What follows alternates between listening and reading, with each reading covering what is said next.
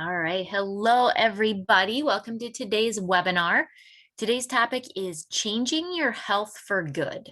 Before we do get started, just a couple of those normal housekeeping items to take care of. We will have time for questions at the end of the presentation. You can type those into the Q&A section in the lower portion of your control panel. We will be posting a recording of the webinar on our blog. The link for that will be shown at the end. And if you would like a PDF copy of the presentation of the slides, there will be a link to download that on that same post as the recording. If your question does not get answered today, or if any others pop up, please email our support inbox, which will be shown at the end as well. All right, so what is in store for today? Changing your health for good is kind of a great big topic, right? I thought about how to best approach this, and my goal ended up being really to give you some ideas of how you can go about creating habits and then letting that build into positive changes that really should last for a lifetime. I'll talk about creating habits first, and then we'll touch on some of the different areas of health, and we'll actually all work together to brainstorm some ideas of specific actions that you want to take, that other people can take for each area of that health. So let's first start with a quiz. You don't have to actually type out your answers, but how long do you think it takes to create a habit? I've got the answer up here already, but you hear on infomercials for diets or workout programs, 21-day fix, 28 days, 90 days, they're all over the board. A study done at the University College in London tried to find out the answer to that. So what they did is they took 96 participants and they asked them to choose an everyday behavior that they wanted to turn into a habit. So for example, some people chose eating a piece of fruit with their lunch. They wanted to drink water every day, or they wanted to run 15 minutes after dinner. So what did they find? Well, as you can see here, on average, they found that it took 66 days until a habit was formed. So a couple points that I want to make with this study. One is that how long it took to create the habit depended extremely a lot on what habit was chosen. So the people that wanted to drink a glass of water after breakfast, it only took 20 days to create that habit. One person wanted to do 50 sit-ups after their morning coffee, and they still hadn't created a habit after the end of the study. Now, this isn't meant to be a Debbie Downer on your efforts, right? It's meant to show you that creating a habit can be done quickly, but it may also take longer than you think, depending on the habit you choose. So you need to have some patience in some cases, or you maybe need to reevaluate that habit that you want to start with. Another very, very important observation in the study was that missing a day or two didn't affect the habit formation much. So big point here. If you miss a day in something that you're trying to establish as a habit, please don't give up. Don't throw away that progress. We hear a lot as coaches of people who've started out great, right? And then maybe you get sick, maybe you go on a trip, or you just simply don't feel like doing whatever it is that you wanted to do that day. And it can turn into the end of kind of the effort, right? So just like one day of good habits isn't going to give you perfect health, one day of not so good habits is not going to ruin your overall efforts. Okay, so just keep at it. All right, off my soapbox on that one. So what is it about a habit that does make it hard to make? Because we've all tried some things that maybe we haven't been successful with, right? So I wanted to kind of go through and dig into that a little more. What makes it so hard to make? And on the other side of it, why can't we get rid of a bad habit easily? So it comes down to what a habit actually is and what the characteristics of it are. One reason habits are hard to form and break is because we're only vaguely aware of performing them. Think about waking up in the morning. What do? Maybe you put your glasses on or your contacts in, you take a shower, head downstairs, maybe make some coffee. Now, did you have to sit in your bed thinking, okay, what do I need to do when I get out of this bed? Most of you probably didn't turn on your brain until after you got some coffee, right? This is because when we have a habit formed, our brain turns off the thinking part of the equation. This helps protect us from what's called decision fatigue, which is just a fancy way of saying that making decisions depletes our mental energy. So if we're making a decision on every single thing we do all day, that's really going to be tiring for our mental energy. Our brain wants to focus on more important things, like what you're going to be doing at work that day. So it puts the day-to-day activities on autopilot, basically. Now, this can be good or bad, right? It can be good because you know that you're just going to get up and you're going to take that shower and you're going to do those things that you need to do. But let's say if you have a cigarette every morning and it becomes a habit, your brain isn't letting you even think about changing it, which is not good, right? So it can go both ways. Now, we'll get into how you can use that automation to your advantage here in a bit, but I want to talk about the other characteristics of a habit first. Habits are mostly emotionless.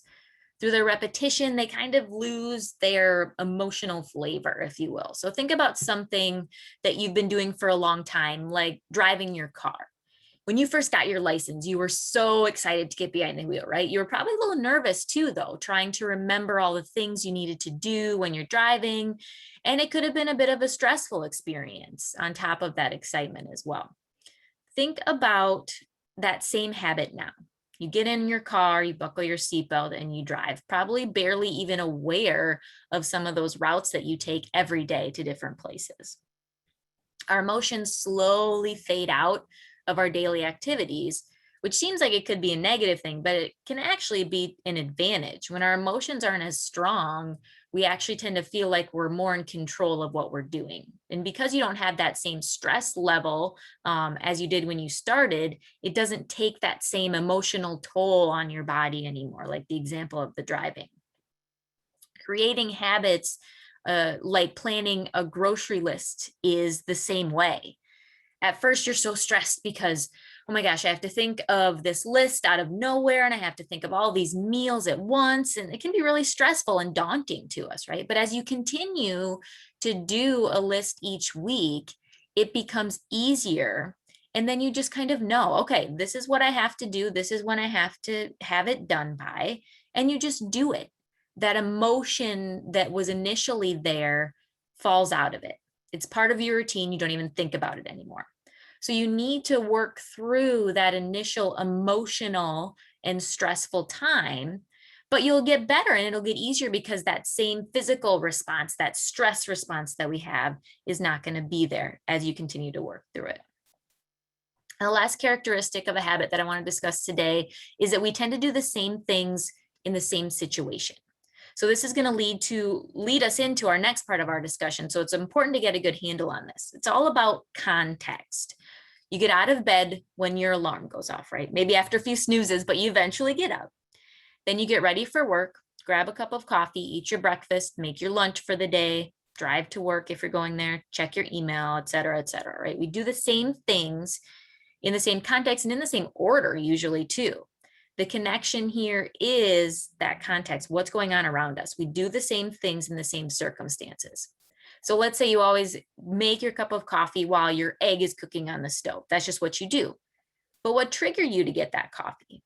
That egg cooking was the trigger in your brain that said, okay, time for the coffee. There are hundreds of things we do each day because of where we are or even who we're with. So you always stop and buy donuts on Fridays because Bob is in the office on Fridays and he likes donuts. We get reminded to do things even without being aware because it's just a pattern of behavior that we've created. Pavlov's dog is a scientific example of this. If you're not familiar with this, Pavlov was a scientist who did an experiment. He would ring a bell and then he would give a dog food. After doing this for so long, whenever he rang the bell, the dog would start to salivate. Even if he didn't get food or smell food or hear food, he just would assume that that's what was going to happen next, right? Our brain is triggered by cues we have created in our brain, and then our brain just expects things to happen in certain contexts. Now, another study that's kind of more in line with our purposes today came from Iowa State University. They took 123 healthy adults, and then they tracked how often they participated in exercise over the course of a month. They just did a daily online diary of everything that they were doing, every step that they took. So the results, which were published in the Journal of Health Psychology, suggest that it's the instigation habit, which is the term they use for the cue to exercise, that increased the frequency of the exercise.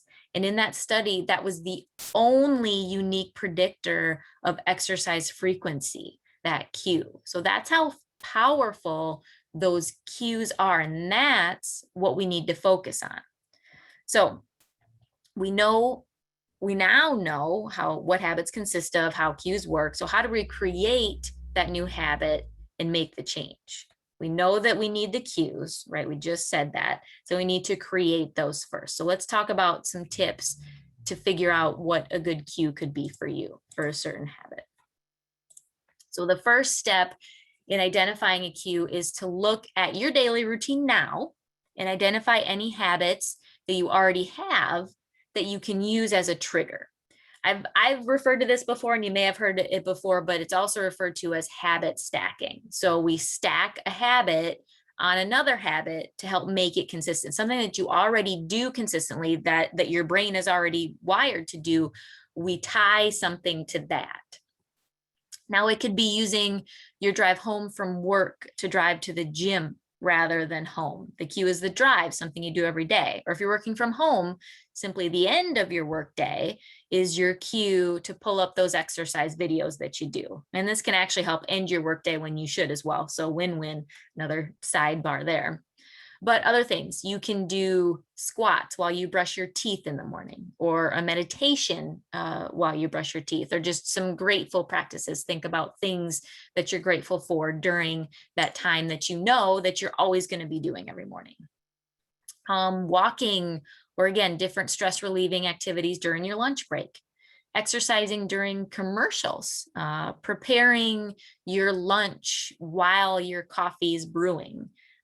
Setting out your workout clothes, you can see them again, that cue. And you can make a new cue as well. You don't have to use existing cues. The easiest one that I know I've found is setting an alarm on my phone or on my computer to prompt me to stand up and stretch, or to eat that healthy snack so you're not going to be starving when you get home. Again, this isn't something that's going to automatically work right away. You still have to create that habit, which, as we know, it can take a while depending on what it is. So you really have to stick with it, keep yourself going with it. You can have internal or external cues as well. So the external cues are kind of what we've already said, alarms, daily habits, but sometimes they can be internal. So these are hard to kind of train and develop, but they're really strong when you can pay attention to them. So for example, something like that feeling you get when you sit for a long time that can trigger you to stand up during the day is something that we can learn to recognize instead of ignore it. Because you've probably had that before. You think, man, I should get up, but you don't. So using those cues, paying attention to our body and our mind to use that as cues can be really powerful as well. Now, creating those cues is great and using those other cues as habit stacking, but what about those cues that trigger negative habits? Now, I wish I could tell you that this is exactly what you do to stop that, and there's no magic formula, but it's absolutely possible. So a couple things to think about with that. Ask yourself if you can change the cue. So for example, if you drive past the local ice cream place every day, or during the weekend when you're going to a specific place, and you have to stop and get that chocolate shake, can you drive a different way? If it adds 1 minute to your commute time, that's okay, right? At least you've changed that cue and you won't be tempted to go in anymore. It's all about thinking of different ways we can avoid that. And if you can't change the cue, then you have to work on using that cue to trigger a different habit. So if you always have a bag of chips after dinner, you still need to have dinner, right? We can't just not eat, but you can try to not have chips in the house or have them in a very inconvenient place, and use that cue of eating dinner to go on a walk instead of eating that bag of chips, right? I had a participant once who always had to have a cigarette with her cup of coffee in the morning, which is really typical. Now, she had that cup of coffee after her morning shower typically, or excuse me, before her morning shower. So what we did is we worked on swapping that. We switched up the routine. She took a shower first So she was clean, and then she didn't want to smell after smoking. So it helped break that connection. So it's really about trying different things and getting creative. We just will need to make an effort to detach those mental connections that we have. And again, it's not going to happen overnight, but keep working at it. The brain is really, really good at being efficient with our thoughts. So it is going to try to work against you for a while, but eventually it will catch on and it will realize, oh, hey, they're trying to make a new connection, and it will focus on that. And then you won't even have to hardly think about those good habits, just like you may not be thinking about those bad habits right now.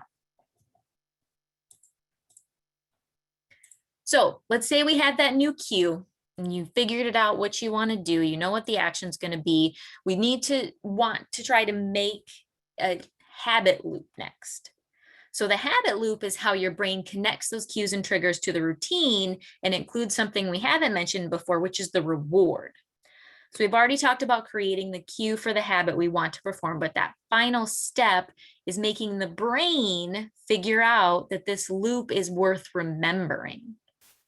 So we need positive reinforcement from that action to start creating that connection to help make it more automatic, like I just talked about, getting that emotion out of it, creating that habit. So when you anticipate a positive reward from an action, you're going to want to do it again, right? I'd certainly do. So one example is if you want to get up and exercise in the morning, let's say. Okay, so we've got the cue. Your cue is your alarm on your phone. Your cue is having your clothes set out in your room ready to go the night before, so you remember to set your alarm. So you see the cues triggering you to pop in that DVD or online video, jump on the treadmill, whatever you need to do. But to really cement it in, you say, okay, I'm going to have my cup of coffee after I get done with my exercise. So your brain starts to remember that you will get that, quote, reward after you exercise, and it starts to create that positive connection with the exercise and the cues, reinforcing your desire, ideally, to get up and exercise. Now, the overall concept is simple, but finding the right ingredients to it is up to you.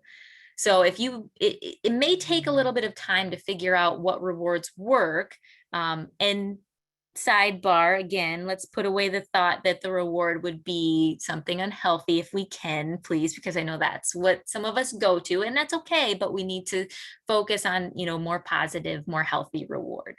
And honestly, to begin with, the reward could be as simple as doing a little celebration for yourself, giving yourself a pat on the back, saying great job out loud to yourself, having that positive self-talk. Put a big smile on your face when you do it. I know it sounds silly, but man, it releases physical hormones and chemicals that makes you feel good, and your brain will remember that, and it will help you make that habit loop and make that connection, make everything easier for you. All right, so just a few more things to kind of build on what we've already talked about here.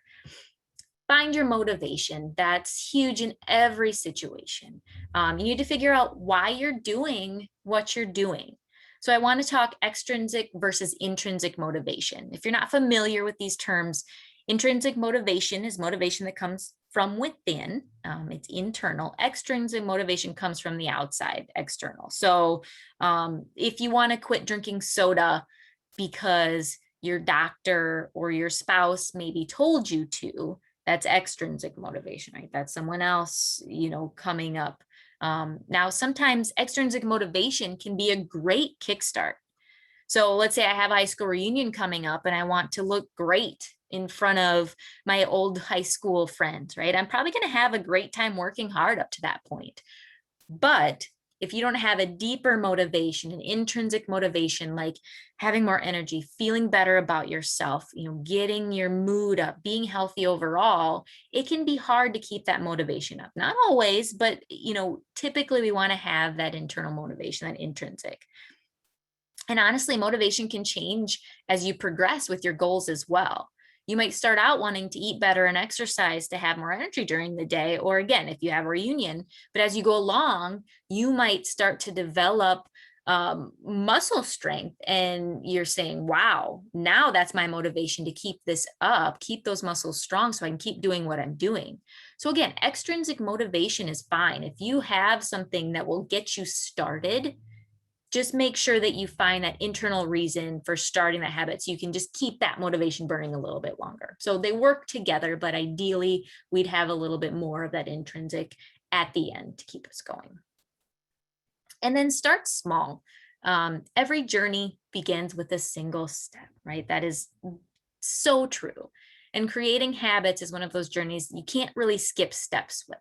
So you can't go from not running at all to running a marathon the next day. Everyone knows that, right? But I do think we sometimes have unrealistic expectations as to how fast we think we should be progressing. So just like I said in the beginning about how long it takes to create a habit, we need to consider the size of the habit when we focus on a realistic time frame to create it. And if we choose simple, small habits to start with, we'll create those automatic actions faster, and building on them and making that change for good is going to be easier and easier. And then be specific with your goal too. So you know exactly what you have to do to achieve it, to feel that success, to keep that motivation going. Have one of those SMART goals, specific, you just, all of those things. We need to know the why, we need to know the how, we need to know the when. We really have to be specific and also realistic. What you do really comes down to what you want to do, right? If you're going to force yourself to do something that you absolutely hate, it's going to be really hard to keep it up. Now, you may have to do something that you may not be 100% on board with. It may not be 100% enjoyable, yes, but try to find a step that excites you at least a little bit and then build on that. So have patience, start small, start now. That way, a year from now, you'll be amazed at how much you've progressed in a year when maybe you started with a 5-minute walk once a week. And again, we're talking about changing health for good, not changing health for now. We want long-term results, and that's what we're looking for. And with that, you really need to be compassionate with yourself too. We are our own biggest critic, no doubt, but you have to be your own cheerleader when we're talking about creating habits. You may not ever be able to fully get rid of that inner critic, but if you're able to be mindful and can turn some of those negative self-talks into positive ones, you're going to find that you'll be able to better create habits overall. So if you miss a day of walking or you choose to partake in that chocolate donut, don't let your inner critic win. Like the study said at the beginning, missing one day didn't affect the overall creation of the habit that much. But we need to have the confidence and the self-esteem to get right back on it, right? And being compassionate and loving, honestly, toward yourself is going to help you get back on track a lot easier. And also kind of along with that, enlist support from other people too. Find someone who'll be there for you to support you on your journey. It can be a friend, family member, coworker. I find that my coworkers are some of the best support because you talk to them really consistently and they may know your habits better than your family sometimes. And then, like I said, while we don't want to rely on their external motivation completely, knowing that you have people in your corner is always a positive thing. And again, along those same lines, the next step, being accountable, having some accountability is an important tip to follow too. Having someone there that will be checking in on your progress to keep you moving forward. This can be that same person you go to for support. Now, the purpose of this person is to make sure that you're doing what you said you wanted to, that you're working towards your goal. So if your goal is to work out 2 times this week, then that person needs to be someone that you know will check in with you to make sure that you're doing that, or to talk with you about it at least. Even if it doesn't happen, then you can talk through why it didn't happen.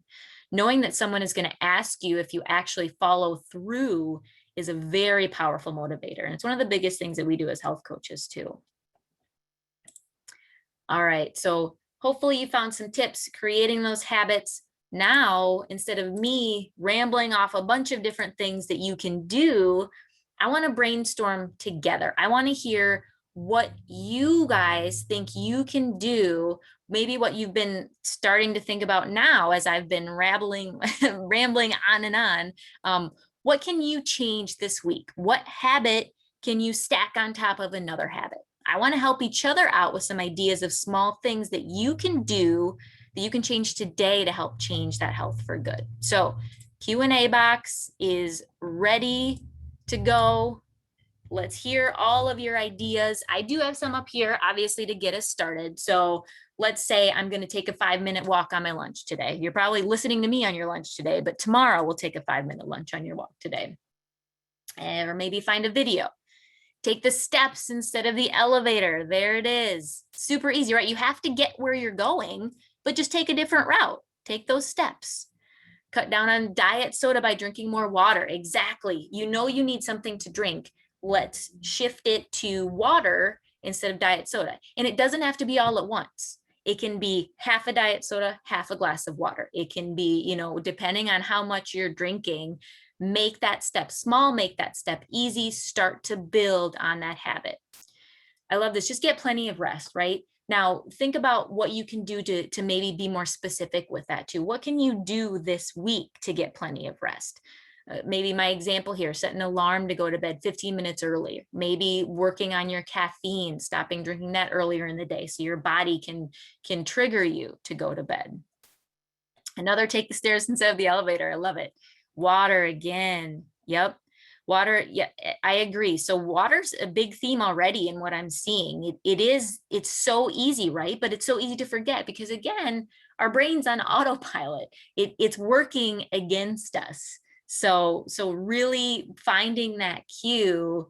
So between meetings, that's a very specific example. So when your cue is when you get out of that meeting, go fill up a water bottle, go get a drink, wherever it is, start to create that connection.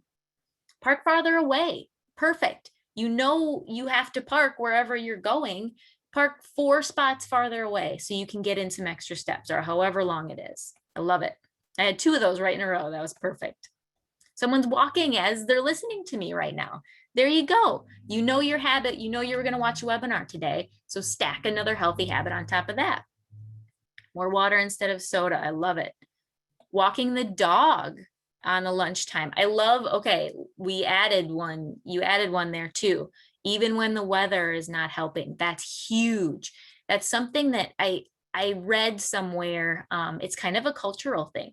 If you go into some of those European countries and it's raining, it doesn't stop them from walking places. They just grab an umbrella. I think sometimes we use it as an excuse, right? So you know your dog needs a walk. That's the cue. And it doesn't matter what the weather is. Just even if it's a short walk, it's still a walk. Add 1 more green to my daily diet. Perfect. That's it. Again, you know you have to eat. So let's find 1 small step. Set an alarm to go to bed earlier. Perfect. Don't hit the snooze. Yes, get up on the first alarm. Take that 10 minutes to exercise. I read, I forget what the article was, but it talked about how within that first like 3 seconds when your alarm goes off, if you can get yourself to get up instead of trying to, instead of making the decision, should I hit the snooze, should I not hit the snooze, you're going to feel so much better if you start to do that. You have to jump and take that action right away, and you're going to thank yourself for it. I know it's hard, but that's a great step to take. Doing chair yoga during lunch hour. Perfect. You know you're going to have that lunch hour. You know you're going to have that consistent time, or you should. You need to take that lunch. Don't forget to take that break. But yeah, adding an exercise.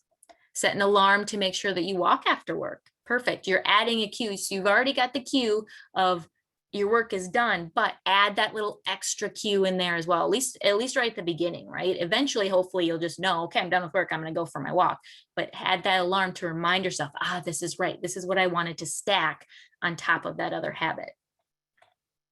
Ooh, set a reminder to notice your posture and make adjustment. That's a big one. I know I find myself struggling with that too. I got better posture just saying that. I hope all of you guys did too. Yes, set up my meditation video before you go to bed so it's ready in the morning. Absolutely. Same principle as putting out those exercise clothes. It's that cue. So when you get up in the morning and you see that's all right, all queued up and ready to go, boom, you hit play and you're done. core video, core exercises 3 times a week. Perfect. And then take that next step and say, okay, what habit, what am I already doing that I can add that into, or what times am I going to make that work? Do I need to add an extra cue? Do I need to set an alarm to remind myself to do that? Or can I add it to something I'm already doing? So take that next step, put a little bit extra thought into it, and it's going to help tremendously when you're creating that habit.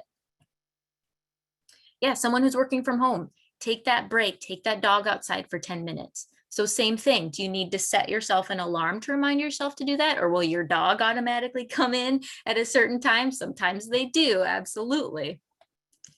1 load of laundry every day after work to avoid the overwhelming pile up. I need that cue too.